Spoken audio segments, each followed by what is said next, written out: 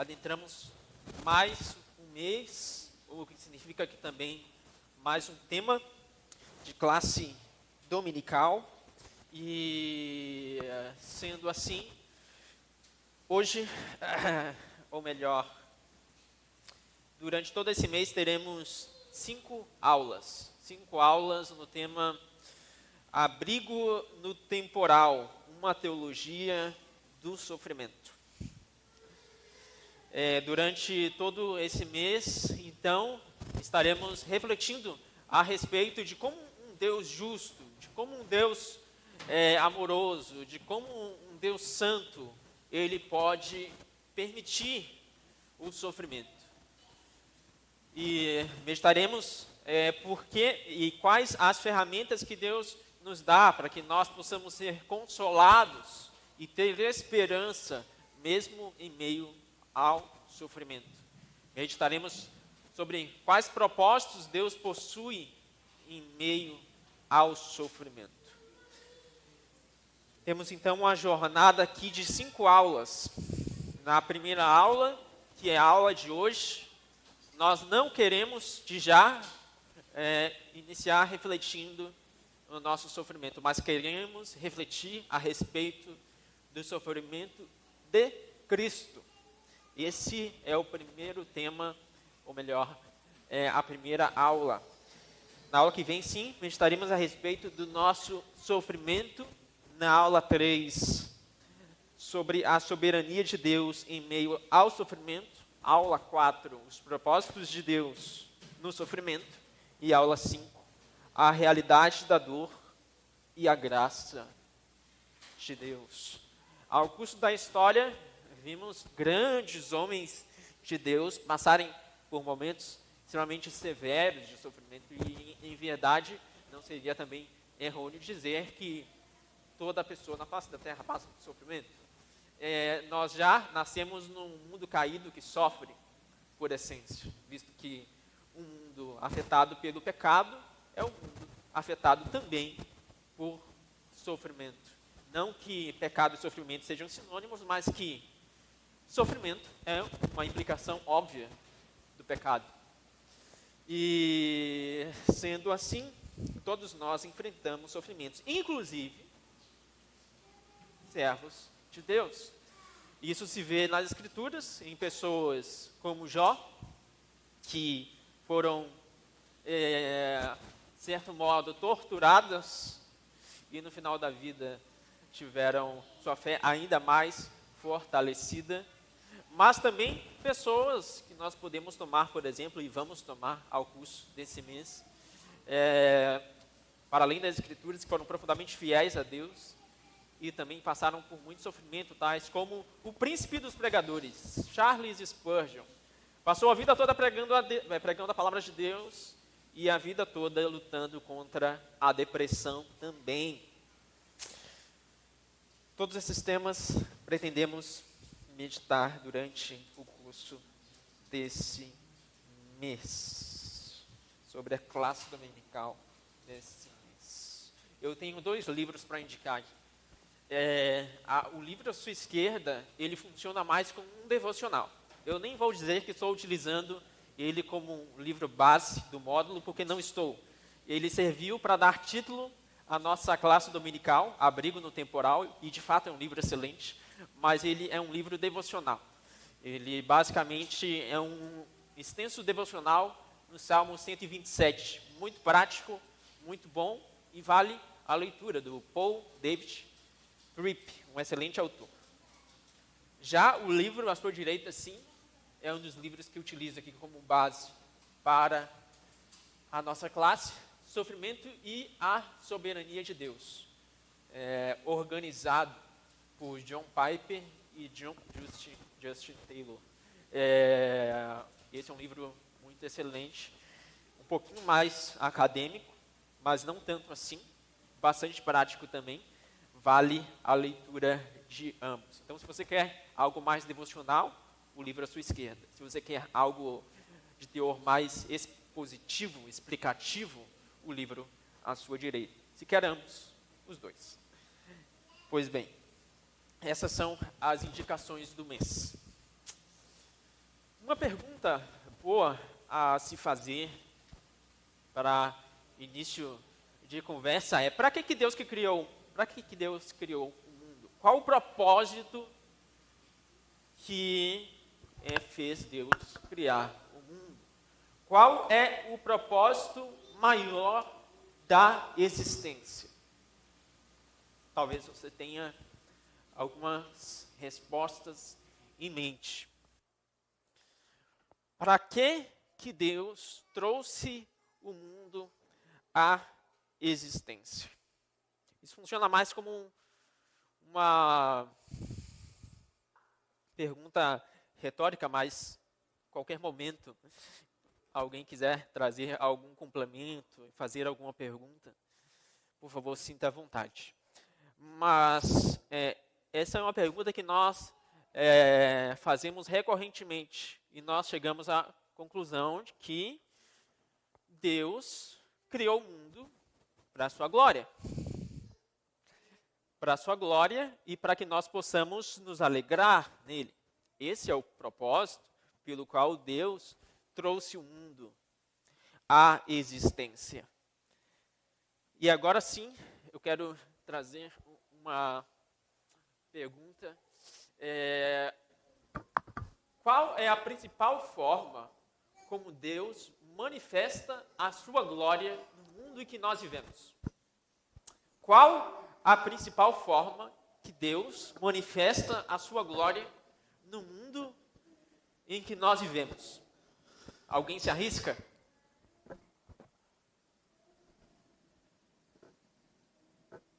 A principal forma que Deus manifesta a sua glória no mundo em que nós vivemos.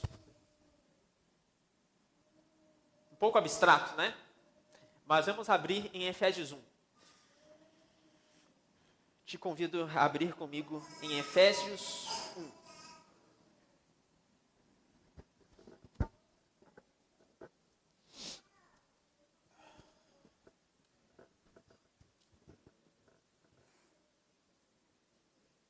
Vamos fazer a leitura do versículo 3 até o versículo 6. Vamos tentar achar nesse texto uma resposta para essa pergunta. Qual a principal forma que Deus manifesta a sua glória no mundo em que nós vivemos? Efésios 1, versículo 3. Diz assim a palavra de Deus: Bendito seja o Deus e Pai de nosso Senhor Jesus Cristo, que nos abençoou com todas as bênçãos espirituais nas regiões celestiais em Cristo. Antes da fundação do mundo, Deus nos escolheu nele, para sermos santos e irrepreensíveis diante dele. Em amor, nos predestinou para ele, para sermos adotados como seus filhos, por meio de Jesus Cristo, segundo o propósito de sua vontade, para louvor da glória de sua graça, que ele nos concedeu gratuitamente no amado. Eu chamo a atenção de vocês para a expressão do versículo 6. Para louvor da glória de sua graça. Não, o apóstolo não diz aqui apenas para louvor da glória de Deus, né, que fomos eleitos, predestinados por meio de Jesus Cristo, segundo o propósito de sua vontade, para louvor da glória de Deus. Não, existe algo mais específico aqui. Para louvor da glória de sua graça, que ele nos concedeu gratuitamente no amado. Podemos concluir, a partir dessa passagem e de várias outras das Escrituras, que a principal forma como Deus manifesta a sua glória em nosso mundo caído e quebrado é através da sua graça. E que Deus, ele cria o mundo que nós vivemos para manifestar a glória de sua graça. E que a maior expressão da glória de sua graça se expressa, como nós vemos no versículo 6, gratuitamente no amado. Então, vejam, qual a razão pela qual Deus criou o mundo? A sua glória. E qual a principal manifestação da glória de Deus em nosso mundo? Por meio da sua graça. E como a graça de Deus se manifesta por excelência em nosso mundo? Por meio do amado, gratuitamente. E, concluindo o raciocínio aqui, qual é a suma expressão da manifestação da graça de Deus em Jesus Cristo? Na cruz do Calvário. Concluímos então que no sofrimento do Filho de Deus, nós temos a maior expressão da glória de Deus em nosso mundo. Através do sofrimento do seu próprio Filho, sendo entregue em sacrifício por nós, Deus manifesta por excelência a glória de sua graça. Através, então, do sofrimento de Cristo, Deus manifesta o propósito pelo que Ele criou o mundo. Por isso, nós, numa classe dominical a respeito de sofrimento, começamos refletindo a respeito do sofrimento de Cristo e não a respeito do nosso próprio sofrimento. Deus ele tinha um plano antes do tempo. E nós acabamos de ler esse plano aqui em Efésios 1. Vemos, por exemplo, no versículo 4 de Efésios 1, que nós lemos, que antes da fundação do mundo, Deus nos escolheu.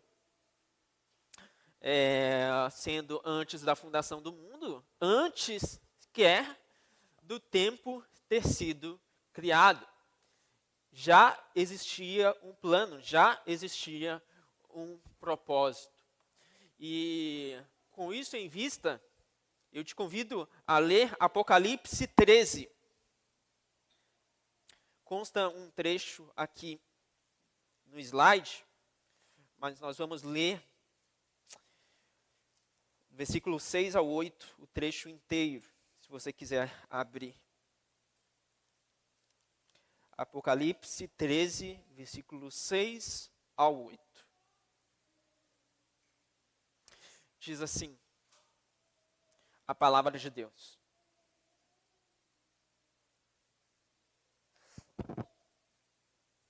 A besta abriu a boca em blasfêmias contra Deus, para lhe difamar o nome e difamar o tabernáculo, a saber, os que habitam no céu.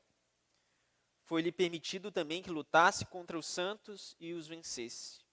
Foi-lhe dada ainda autoridade sobre cada tribo, povo, língua e nação. E ela será adorada por todos os que habitam sobre a terra, aqueles que desde a fundação do mundo não tiveram os seus nomes escritos no livro da vida do Cordeiro que foi morto. Mais uma vez, nós vemos uma clara referência a um decreto de Deus antes da fundação do mundo, elegendo algumas pessoas para a vida através de um cordeiro que seria morto.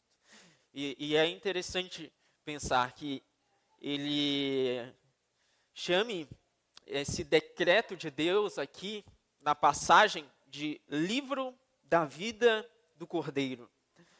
É como se já antes da fundação do mundo, Deus já planejasse manifestar a glória da sua graça através do sofrimento de Cristo.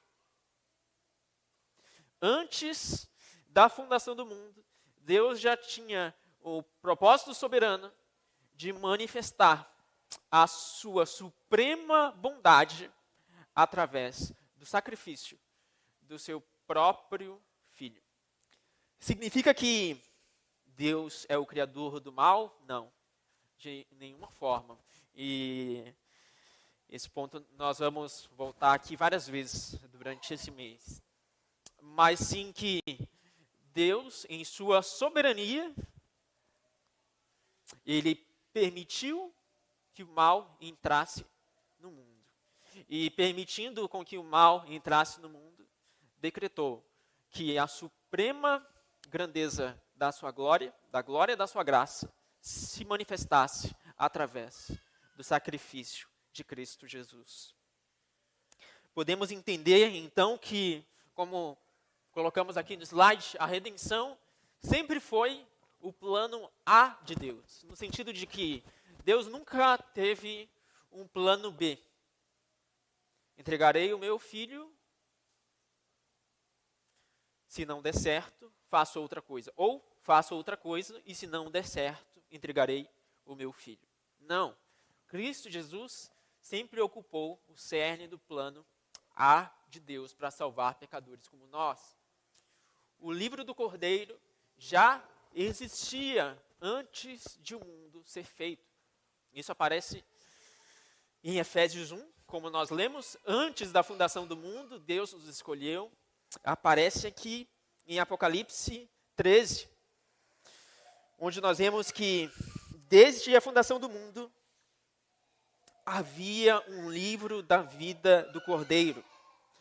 E aqueles que não tiveram seus nomes escritos nesse livro da vida, isto é, aqueles que não foram eleitos para a vida, nós vemos aqui que sucumbem à adoração à besta de Apocalipse. Apocalipse 13, a besta será adorada por aqueles que desde antes da fundação do mundo não tiveram seus nomes escritos no livro da vida do Cordeiro. Então veja que Deus, ele utiliza-se do sofrimento para manifestar a glória da sua graça.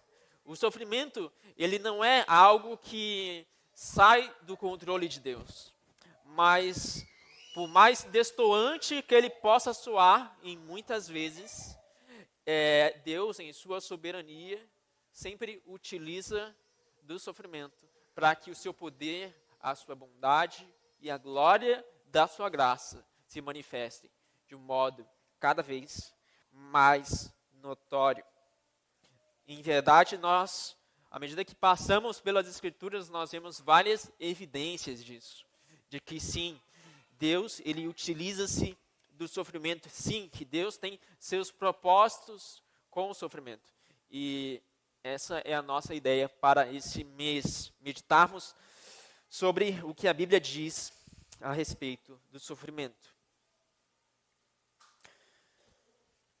Trouxe aqui algumas passagens que nos mostram um pouco mais sobre a evidência do plano soberano de Deus em meio ao sofrimento. Estamos em Apocalipse, nós acabamos de ler uma evidência já no versículo 8 do capítulo 13, que sim, ele elege algumas pessoas para a vida que constam no livro da vida do Cordeiro. E isso ocorre antes da fundação do mundo. E, sendo o Cordeiro o plano A de Deus, o sofrimento ele já havia sido determinado por Deus, já havia sido um plano de Deus antes da fundação do mundo. Efésios nós também lemos agora no início, mas agora nós vamos ler particularmente 2 Timóteo, no seu capítulo 1, que também nos diz nos traz uma consideração bastante relevante a respeito do sofrimento. 2 Timóteo, capítulo 1, no versículo 9, nós lemos assim. Aliás, vamos ler versículo 8 e 9.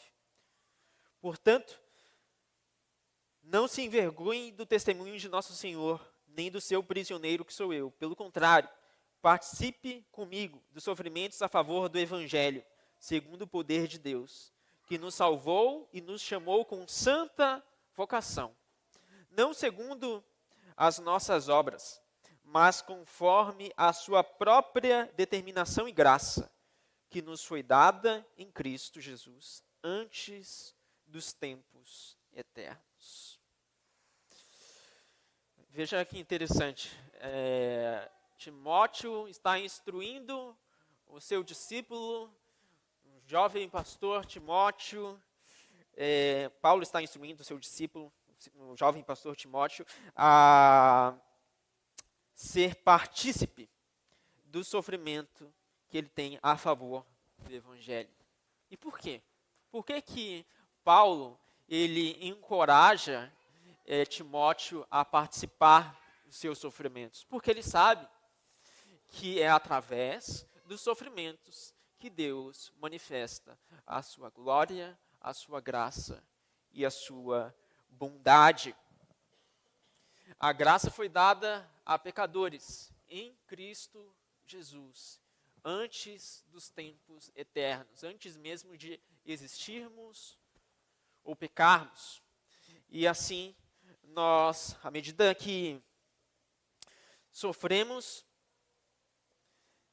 e somos partícipes do sofrimento de Cristo, nós também manifestamos no mundo que nós vivemos essa graça soberana de Deus. Adiantando um pouco aqui, podemos ver no sofrimento de Cristo 7 vitórias que ele manifesta. Em primeiro lugar, ele nos substitui na cruz do Calvário. E sendo assim, ele leva a ira que nós deveríamos levar. Ele se torna maldição em nosso lugar. E ele também nos concede a justiça que nós seríamos incapazes de ter. Além do mais, na cruz, ele vence a morte, destrói o diabo. E é na cruz também que ele, vencendo a morte, se torna capaz de nos curar e nos trazer a plena comunhão com Deus. Nós podemos dizer, então, que tudo o que Cristo realizou por nós, pecadores, e tudo o que um dia desfrutaremos, foi comprado por meio do seu sofrimento. Isso é interessante de se refletir, porque sofrimento é algo mal. Quem gosta de sofrer? Ninguém gosta de sofrer. Sofrimento é algo terrível.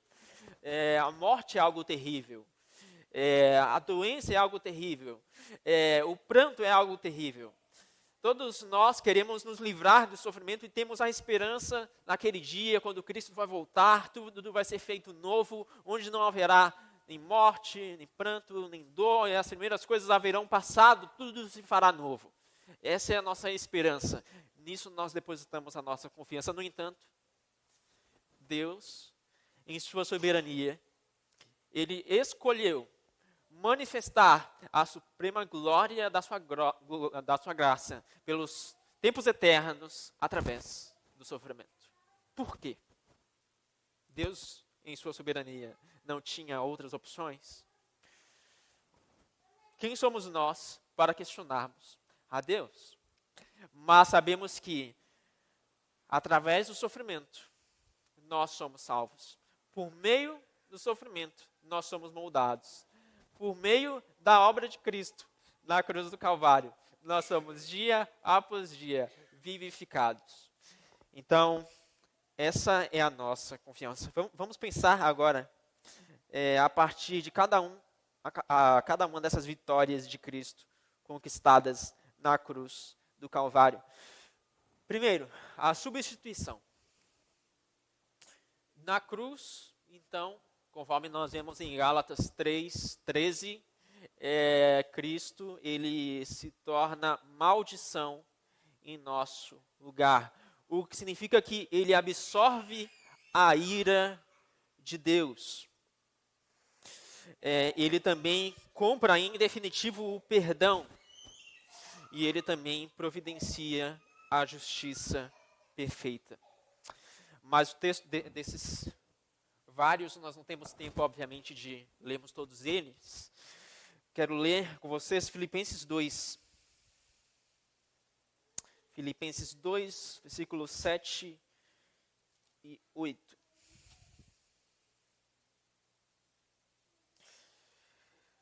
O famoso hino da igreja primitiva, muitas vezes chamado de hino cristológico. Filipenses 2. Vamos ler ele por completo. Vamos ler do versículo 5 ao 11. Diz assim a palavra de Deus. Tenham entre vocês o mesmo modo de pensar de Cristo Jesus, que mesmo existindo na forma de Deus, não considerou ser igual a Deus algo que deveria ser retido a qualquer custo. Pelo contrário, ele se esvaziou, assumindo a forma de servo, tornando-se semelhante aos seres humanos. E reconhecido em figura humana, ele se humilhou, tornando-se obediente até a morte e morte de cruz. Por isso também Deus o exaltou sobremaneira e lhe deu o nome que está acima de todo nome, para que, ao nome de Jesus, se dobre todo o joelho, nos céus, na terra e debaixo da terra, e toda língua confesse que Jesus Cristo é Senhor, para a glória de Deus Pai. A ênfase aqui é o versículo 7, o grande esvaziamento de Cristo Jesus. É por meio desse esvaziar-se, desse tornar-se servo, dessa grande humilhação daquele que é o Filho de Deus, que hoje nós somos alcançados, redimidos e transformados. É pela voluntariedade do Filho de Deus em cumprir o mandato do Pai, em enviá-lo ao mundo para salvar pecadores, por meio desse sofrimento, o sofrimento mais severo que alguém poderia passar, que nós somos salvos. E vemos nos versículos posteriores que, através desse sofrimento, Cristo alcançou o maior triunfo, herdando então o nome sobre todo nome e se tornando então aquele meio pelo qual nós somos redimidos. Essa é a glória da graça e só poderia vir por meio do sofrimento. E por que somente por meio do sofrimento? Certas perguntas nós não temos a resposta. E isso nos mostra quão pequenos nós somos, quão limitados nós somos, quão, de fato, frágeis nós somos. Mas as Escrituras nos dão uma série de orientações, de modo para que possamos estar firmes em meio ao sofrimento. Deus, de fato, Ele permite o sofrimento, mas Ele jamais abandona seus servos em meio ao sofrimento. E a máxima expressão de que Ele nunca abandona os seus servos em meio ao sofrimento é que Ele envia o seu próprio Filho para que morra em nosso favor. Mas não só isso. Na cruz, Cristo também, como nós já colocamos, Ele derrota a morte e também desarma Satanás. Se nós observarmos o texto de Colossenses 2, nós vemos que, conforme o apóstolo coloca, Cristo despoja os principados e as potestades. Em Colossenses 2, 13, nós lemos assim: quando vocês estavam mortos nos seus pecados e na incircuncisão da carne, Ele lhes deu vida, juntamente com Cristo, perdoando todos os nossos pecados, cancelando o escrito de dívida que era contra nós e que constava de ordenanças, o qual nos era prejudicial. Removeu-o inteiramente, cravando-o na cruz, e despojando os principados e potestades, publicamente os expôs ao desprezo, triunfando sobre eles. Na cruz, basicamente, tudo aquilo que nos acusava, tudo aquilo que nos afastava de Deus, tudo aquilo que nos impedia de ter comunhão com Deus, foi destruído. Pois, de fato, nós éramos incapazes de vencer o nosso pecado e de termos justiça em nós mesmos. Mas Cristo nos substituiu. e nos deu a sua justiça. Mas ainda assim, éramos incapazes de vencer a morte, incapazes de vencer as lutas contra o diabo e as acusações dele também. Pois bem, Cristo destruiu a morte. E Cristo, vencendo na cruz e cumprindo plenamente os mandamentos que nós somos incapazes de cumprir, ele agora tira do diabo qualquer arma que ele tenha para nos acusar. Desarma plenamente Satanás, de modo que agora nós podemos também desfrutar de uma comunhão íntima e profunda com Deus. E não só na cruz, vencendo Cristo, ele nos restaura. Ele nos traz a cura perfeita e final. E nos leva de volta para Deus. O profeta Isaías, nós vemos que pelas suas feridas, nós somos sarados, nós somos curados, como muito nós cantamos aqui. E pela vitória do Cordeiro, nós podemos ter a grande esperança que é âncora para as nossas almas. Podemos concluir, então, que a razão final para a existência do sofrimento, a razão última para a existência do sofrimento no universo é que Cristo possa revelar a grandeza da glória e da graça de Deus, sofrendo Ele mesmo para sobrepujar nosso sofrimento. Deus não é um sádico que se alegra em ver pessoas sofrerem, simplesmente porque Ele se alegra no sofrimento. Mas Ele tem um propósito em meio ao sofrimento. Um propósito soberano e glorioso em meio ao sofrimento. Para que, para os tempos eternos, se veja a suprema bondade de Deus em salvar pecadores, pessoas indignas como nós, através da glória da sua graça manifesta de Cristo, em Cristo Jesus. Então vemos o propósito do universo, a glória da graça, o meio absoluto, o sacrifício do Cordeiro. O resultado, louvor eterno a Deus. Irmãos, essa é a aula de hoje. Ainda temos 5 minutos, caso vocês queiram fazer alguma consideração ou algum complemento, alguma dúvida. Nós iniciamos meditando a respeito do sofrimento de Cristo, pois compreendemos que essa é a maior expressão de sofrimento que nós temos no universo. E é com base também nesse sofrimento que nós podemos encontrar consolo para os nossos sofrimentos. E através desse sofrimento que nós conseguimos enxergar o propósito de sofrimento, de todo sofrimento. E é através também desse sofrimento que nós podemos também ter esperança para a nossa alma, até o final da nossa vida. Amém? Então, se ninguém, vamos orar.